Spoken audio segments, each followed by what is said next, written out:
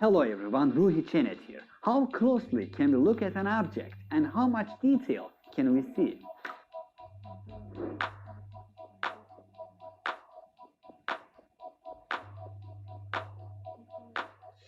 It is known as sniper lens and its unique appearance is a precursor to its unique function. We do not often use it in our shots, it has very narrow areas of use. Since the f values are very high on macro shots, it needs plenty of light sources. There is even a LED ring in front of the lens. It allows us to go into areas that normally can't be entered and shoot from different angles, like the inside of a Norwegian salmon, or a trouser and its back pocket, as well as with grains of sand in it, a sweater,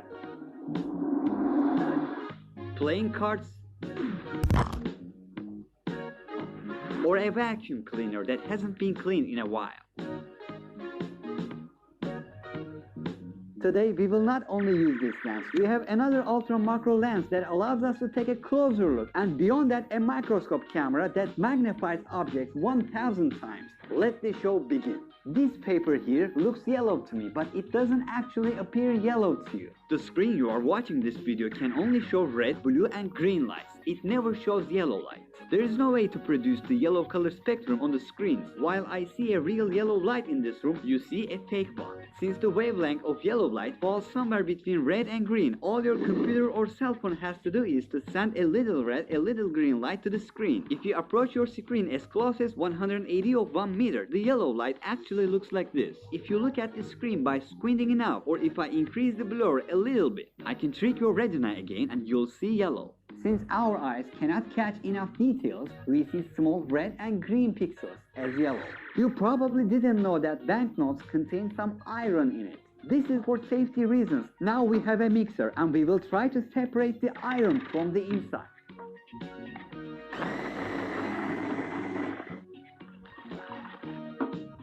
As I'm bringing the magnet closer, it's coming. The iron parts in it are decomposed. There are many more clues to understand if a dollar is real or fake. If we rub our finger on George Washington, we can get a sound. I'm feeling the thicker texture. Also, I have a normal paper. When I draw a line, I see the paint here doesn't spread equally. The beginning of the line is denser. When I do the same thing on the banknote, the paint spreads equally. As we approach the dollar, we see that the lines on it are not perfectly sharp. The ink is scattered. 75% cotton, 25% linen. The Federal Reserve says the average lifespan of used $1 bill is 6.5 years due to wearing and tearing. Since I mentioned the markers, let's take a closer look at one of them. Green paints at the tip of the marker can be seen on a macro scale.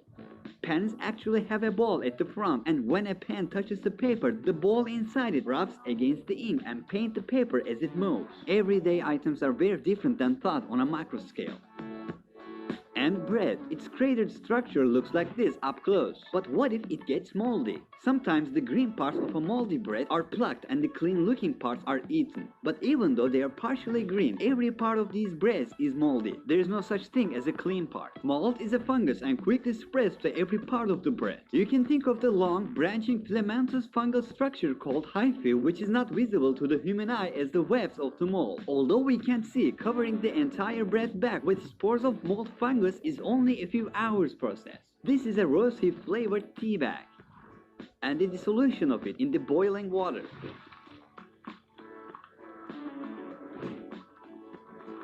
This is a strawberry. Dozens of yellow dots on it are its seeds, and they will give life to new crops by germinating.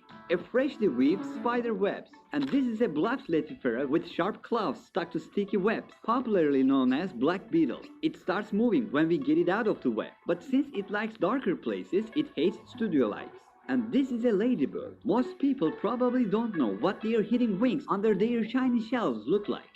A lifeless bee. If it were alive, we would hear the buzz of flapping wings 230 times a second. Its hair, eyelashes, and mustache are seen. Bees have compound eyes. Compound eyes are a honeycomb-like structure consisting of thousands of eyes. We know it is female by its needle. Only females have a needle. The ones that are called honeybees usually die after stinging creatures like humans because the skins of mammals are much thicker and multi-layered than invertebrates such as insects. Although the bee tries to pull back its needle, it doesn't succeed, and as a result of the honeybee forcing it, the needle pulls out the internal organs and the bee dies. We are at the final chapter. I have a microscope camera here. It will get us 1000 times closer to the object. Let's start with 50x close-up first. You can see the patterns on a trouser.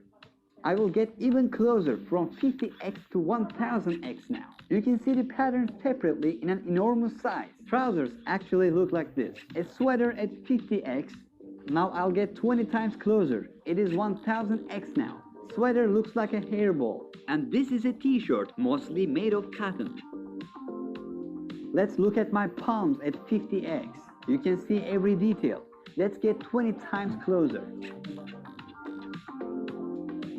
I'll wash my hands now for 20 seconds. I wonder if you can see any dirt after that.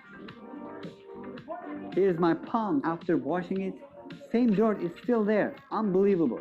We carry invisible dirts everywhere. They are part of our life. It is not visible to the naked eye. It shouldn't exist. Let's look at my hair. I'll start from 50x. Hair strands are like cables, and the hair is like a pile of cable.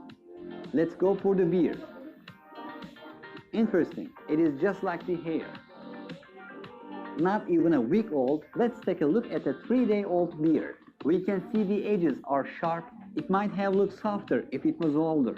I will get a close shave now. I wonder if you can see any detail after a close shave. Can we see anything after a close shave? I thought I got rid of this, but since it is very detailed, it looks like I need another shave. And the edges look even sharper now. And this is the moment when a drop of sweat forms in my hand during a long shot.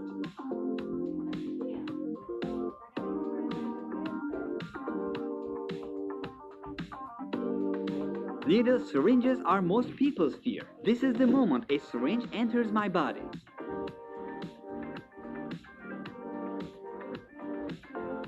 We looked at most objects in everyday life from different angles. Macro-scale world was a different world. We are at the end of a personal experience video. We will continue to gain new perspectives with such videos and documentaries that we shot in Japan, Yakutia, or Burundi. Thank you for watching. This is Ruhi Chenet. I am an independent documentary filmmaker. Me and my team, we will continue to travel all around the world to bring you valuable information to your doorstep.